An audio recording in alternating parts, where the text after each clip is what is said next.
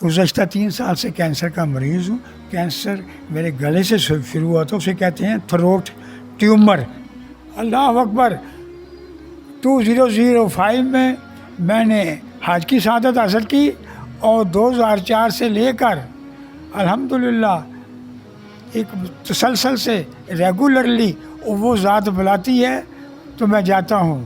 میں نہ پڑھوں یا میری منزل میں کچھ رکھنا رکاوٹ آ جائے تو مجھے ایسے ہوتا ہے کہ میں لاس میں جا رہا ہوں, میری کوئی چیز کھو گئی ہے, مجھے نقصان ہو گیا ہے. تب اس وقت تک ہمیں نقصان ہی نقصان ہوگا. سیلاب کی شکل میں آ جائے, زلزلوں کی شکل میں آ جائے, بیماریوں کی شکل میں آ جائے, قہر کی شکل میں آ جائے, طوفان کی شکل میں آ جائے, کہ میں اللہ کا ذکر جپتا ہوں کثرت سے. فرمایا گیا کہ رب کو ایسے یاد کرو کہ لوگ آپ کو مجنون کہیں, پاگل کہیں. ڈیجیٹل پاکستان کی ویڈیوز دیکھنے کے لیے ہمارا چینل سبسکرائب کیجیے اور بیل آئیکن کو پریس کیجیے تاکہ آپ ہر ویڈیو سے باخبر رہ سکیں. السلام علیکم ناظرین, میں ہوں آپ کا میزبان ولی سیٹھ. آپ دیکھ رہے ہیں ڈیجیٹل پاکستان. ناظرین, اس وقت میں موجود ہوں شیخو پورہ میں اور آج میں آپ کی ملاقات ایک ایسے 80 سالہ بزرگ سے کرواؤں گا جو روزانہ کے 10 سپارے پڑھ لیتے ہیں اور ہر 3 دن بعد قرآن پاک مکمل کرتے ہیں. مہینے میں تقریباً وہ 10 قرآن پاک مکمل کرتے ہیں اور سال میں 120 قرآن پاک مکمل کرتے ہیں. اور وہ ہر سال عمرہ کے لیے بھی جاتے ہیں اور مسجد نبوی میں اعتکاف بھی کرتے ہیں. اور یہاں سب سے حیرت انگیز بات یہ ہے کہ وہ بزرگ کینسر کے مریض بھی ہیں. آئیے ہم ان سے جانتے ہیں کہ اس بیماری کی حالت میں وہ کیسے اتنی عبادت کر لیتے ہیں, اس کے پیچھے کیا راز ہے. السلام علیکم. وعلیکم السلام ورحمۃ اللہ وبرکاتہ. سب سے پہلے تو یہ بتائیے کہ آپ کی عمر کتنی ہے اور آپ کیا کرتے ہیں؟ الحمدللہ میں اس وقت +80 میں ہوں اور شیخ اقبال احمد بندہ ناجیز نام ہے, اور ریٹائرمنٹ کے بعد میں یاد الہی میں مشغول اور مصروف ہوں. اس عمر میں تو انسان کو آرام کی بہت ضرورت ہوتی ہے, لیکن آپ روزانہ کے 10 سپارے پڑھ لیتے ہیں جو ایک جوان بھی نہیں کر سکتا. کیا تھکاوٹ محسوس نہیں کرتے؟ اس کے پیچھے کیا راز ہے؟ اصل بات یہ ہے کہ میرا تعلق ایک دینی گھرانے سے ہے. میرے والد محترم حافظ قرآن تھے اور ان کی کوشش تھی کہ میں قرآن حفظ کروں, لیکن میں دنیاوی تعلیم میں اتنا بڑھ گیا کہ میں اپنی لائف میں پہلے ایم اسلامیات کیا, پھر LLB کیا, تو پھر سروس جوائن کر لی. اس وقت تک تو اتنا خیال نہیں تھا, لیکن بعد میں یہ لگن, یہ شوق, یہ ذوق یہ بڑھتا گیا. قرآن پاک کی تلاوت کس عمر سے باقاعدگی سے کر رہے ہیں اور اب تک تلاوت سے یہ رشتہ کس طرح مضبوطی سے قائم ہے؟ پہلی دفعہ میں اعتکاف شیخو پورہ ہی میں جو انڈیا پاکستان کی جنگ ہوئی تھی 6 ستمبر 1965, وہ وہیں سے شروع ہوا. تو اس اعتکاف ہی میں نے پھر قرآن پاک پڑھنا شروع کر دیا. پھر ہر سال اللہ تعالیٰ مجھے سعادت دیتا رہا, میں اعتکاف بیٹھتا رہا. یہ کالج کی تب جب میں لا کالج میں تھا وہ میں تب بھی چھٹی لے کے, جب میں سروس میں آ گیا لاہور سیکریٹریٹ پھر بھی میں چھٹی لے کر میں اعتکاف بیٹھتا رہا. اور یہ سلسلہ جو ہے یہ کنٹینیو رہا میرا پڑھنے کا قرآن پاک. یہ سن 65 سے لے کر اب جا رہا ہے 2022. الحمدللہ یہ اسی شد و مات سے جاری. آپ ہر سال سفر مسجد نبوی کرتے ہیں اور عمرہ کے لیے جاتے ہیں, یہ سلسلہ کب سے شروع ہوا؟ حضرت یہ پہلی دفعہ میں جاتا ہوں 2004 میں الحمدللہ رمضان شریف میں. تو اس کے بعد پھر سلسلہ چلتا رہا, ہر سال ہی اللہ بلاتا رہا, میں جاتا رہا. اصل میں بات یہ ہے, وہ کہتے ہیں نا کہ جسے چاہا در پہ بلا لیا, جسے چاہا اپنا بنا لیا. یہ بڑے کرم کے ہیں فیصلے, یہ بڑے نصیب کی بات ہے.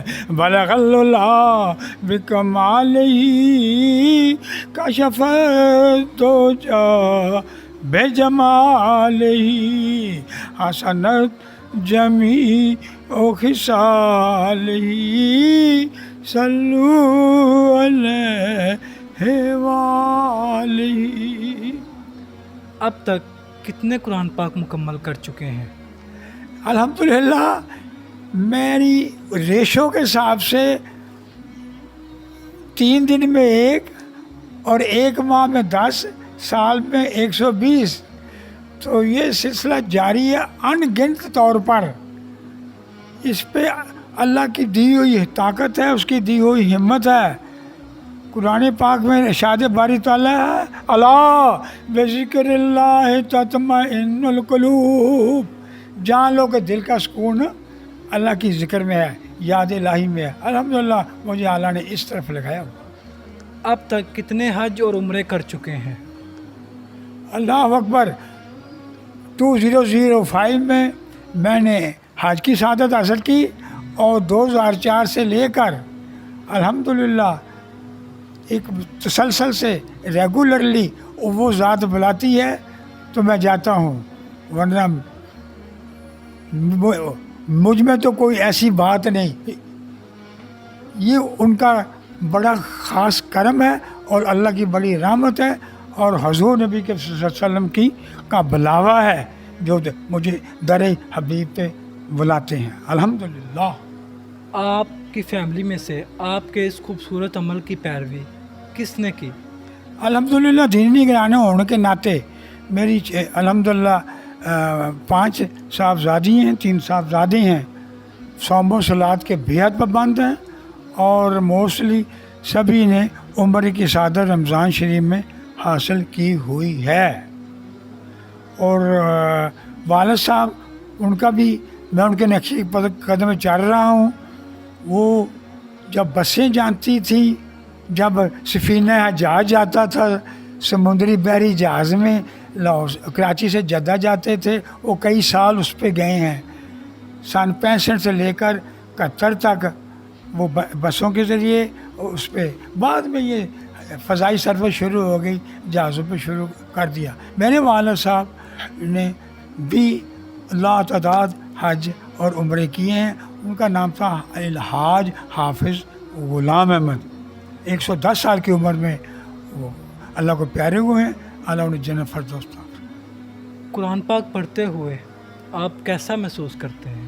الحمدللہ الحمدللہ، یہ بڑے نصیب کی بات ہے، یہ بڑے کرم کے ہیں فیصلے۔ اس نے اس طرف اگر میں نہ پڑھوں یا میری منزل میں کچھ رکھنا رکاوٹ آ جائے تو مجھے ایسے ہوتا ہے کہ میں لاس میں جا رہا ہوں، میری کوئی چیز کھو گئی ہے، مجھے نقصان ہو گیا ہے، مجھے یہ چنتا لگی رہتی ہے کہ یار میرا ابھی تک منزل پوری نہیں ہو۔ کہتے نا کہ منزل مجھے ملے نہ ملے اس کا غم نہیں، منزل کی جستجو میں میرا کارواں تو ہے۔ تو اس ناطے سے میں الحمدللہ کہ مجھے کوئی ایسی نئی رکاوٹ نہیں آتی، رکاوٹ کی طرف ذہن بھی نہیں جاتا۔ اگر نہ کروں تو ایسا جیسے مجھے کوئی چیز، قیمتی چیز، کوئی اثاثہ مجھ سے کوئی چھن گیا ہے۔ تو اس لیے میرے تسلسل میں اور میری رفتار میں جو ہے وہ کمی نہیں رب کی ذات آنے دیتی۔ یہ ان کے فضل و کرم سے مجھے طاقت ہے، ہمت ہے، تو میں سلسلہ چلا رہا ہوں۔ آپ دن کے کس اوقات میں سب سے زیادہ تلاوت کرتے ہیں؟ میں زیادہ وقت جو ہے نا وہ صبح زور سے پہلے 4 یا 6 کی میری منزل ہو جاتی ہے، 6 پارے یا 4 پارے ایٹ اے ٹائم۔ اس کے بعد ہر نماز کے بعد دو میں 10 تک بڑے ایزیلی عشاء کے بعد پہنچ جاتا ہوں الحمدللہ۔ جو لوگ دنیاوی معاملات میں الجھے رہتے ہیں اور کاروباری معاملات میں الجھے رہتے ہیں اور وقت کی مجبوری ظاہر کر کے قرآن پاک کی تلاوت نہیں کرتے، ان کو کیا پیغام دینا چاہتے ہیں؟ وہ بے حد غفلت کا شکار ہیں، وہ دنیاوی کاموں میں اتنے الجھ گئے ہیں کہ انہیں آخرت کی فکر نہیں۔ حالانکہ اللہ تبارک تعالیٰ قرآن پاک میں کئی دفعہ فرماتے رہتے ہیں کہ مجھ کو یاد کرو، مجھ سے منسلک ہو جاؤ، مجھ سے فارغ وقت میں مجھ سے لو لگاؤ، जितना मुझे याद करोगे मैं उतना याद करूँगा। और आपकी ज़ात तो इंसान से 100 माओं से ज़्यादा बढ़कर उनको लव करती है, प्यार करती है। तो इंसान है जो गफलत का शिकार है। आता है ना सूरा वल असर इन्नल इंसान लफी खुस्र, कसम असर के वक्त कि इंसान खसारे में है, घाटे में है, नुकसान में है।